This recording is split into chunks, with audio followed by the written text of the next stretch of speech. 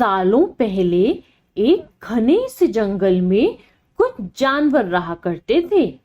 उनमें से एक शेर था और उसकी सेवा में हरदम लोमड़ी, भेड़िया, चीता और चील रहते थे।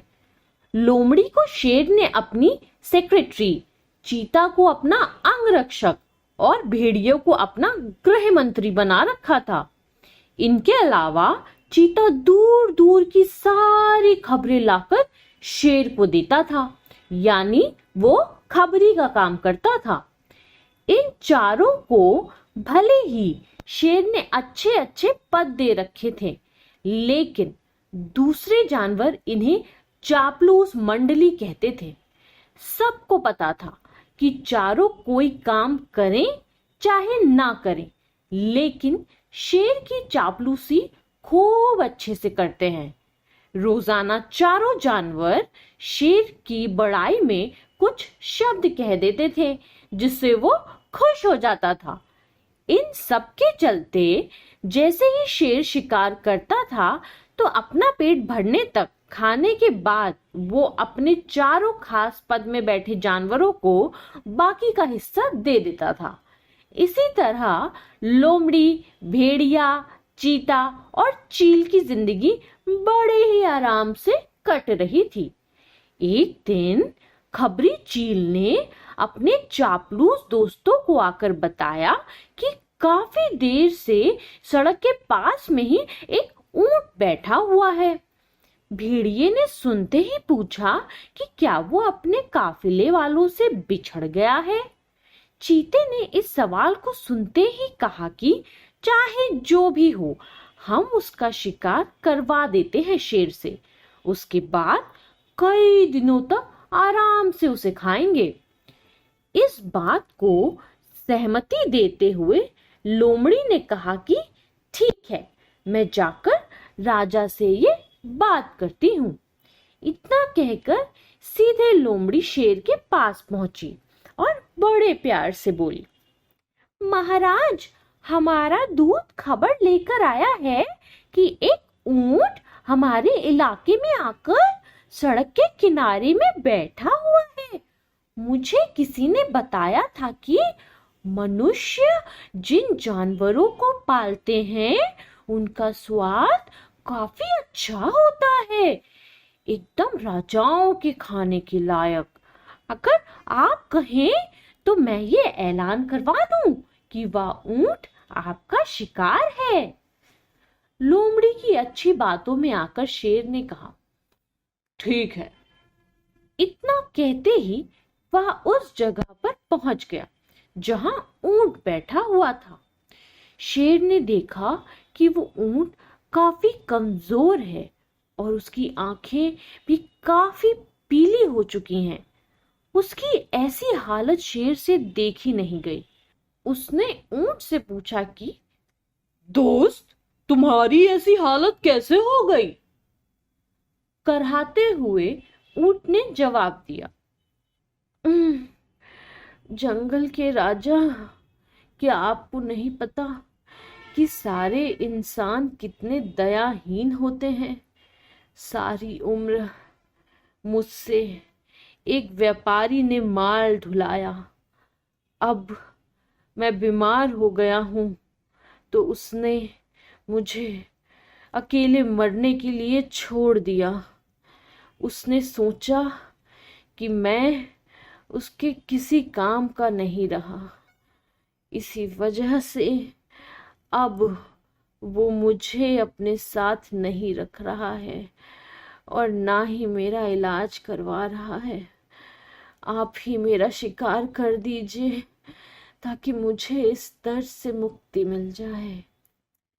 इन सब बातों को सुनकर शेर काफी दुखी हुआ। उसने ऊंट से कहा कि अब तुम इसी जंगल में रहोगे हमारे साथ। यहां तुम्हें कोई नहीं मारेगा। मैं ऐलान कर देता हूं कि तुम्हारा शिकार कोई जानवर नहीं करेगा। शेर की इस दयालुता को देखकर चारों चापलूस जानवर दंग रह गए। धीमी आवाज में भेड़िए ने कहा कि कोई नहीं, बाद में इसे किसी तरह से मरवा देंगे, अभी जंगल के राजा का आदेश मान लेते हैं। ऊंट अब उसी जंगल में आराम से रह रहा था। अच्छे से हरी घास खाते खाते ऊंट एक दिन बिल्कुल स्वस्थ हो गया। वो हमेशा शेर के प्रति आदर भाव रखता था और शेर के दिल में भी उसके लिए दया और प्रेम की भावना थी।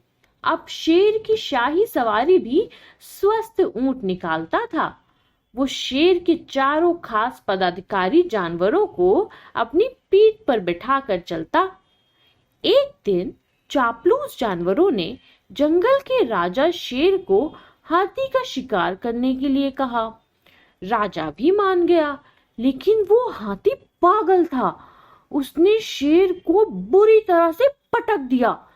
किसी तरह से शेर पागल हाथी से बच तो गया, लेकिन उसे काफी चोट लग गई।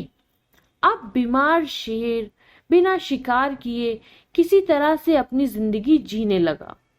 उसके सेवक भी भूखे थे। उनके मन में हुआ कि आखिर ऐसा क्या करें कि कुछ खाने को मिल जाए। फिर उनका ध्यान हट्टे कट्टे हो चुके ऊंट पर गया। सबने मिलकर एक तरकीब सोची और राजा के पास चले गए। सबसे पहले भेड़िए ने कहा, महाराज, आप कितने दिनों तक भूखे रहेंगे? मेरा शिकार करके मुझे खा लीजिए, आपकी भूख मर जाएगी। फिर चील कहने लगी, राजा साहब, भेड़िए का मांस खाने लायक नहीं होता है, आप मुझे खा लीजिए। चील को पीछे ढकेलते हुए लोमड़ी बोली, तुम्हारा मांस इनके दांतों में लगकर ही रह जाएगा, आप इसे छोड़िए, मुझे खा लीजिए। एकदम से फिर चीता बोला, इसके शरीर में आपको सिर्फ बाल ही मिलेंगे, आप मुझे खाकर अपनी भूख मिटा लीजिए। यह सब उन चापलूस जानवरों का नाटक था जिसे ऊंट नहीं समझ पाया। उसने भी एकदम से कहा कि महाराज, मेरी जिंदगी तो आपकी ही दी हुई है, आप इस तरह से भूखे क्यों रहेंगे? आप मुझे मारकर खा लीजिए। चारों चापलूस जानवरों को इसी बात का इंतजार था। उन्होंने एकदम कहा कि ठीक है महाराज, आप ऊंट को ही खा लीजिए। अब तो ये खुद ही कह रहा है मुझे खा लो, और इसके शरीर में मांस भी काफी ज्यादा है। अगर आपकी तबीयत ठीक नहीं लग रही है तो इसका शिकार हम कर देते हैं। इतना कहते ही चीते और भेड़िए ने मिलकर एक साथ ऊंट पर हमला कर दिया। कुछ ही देर में ऊंट की मौत हो गई।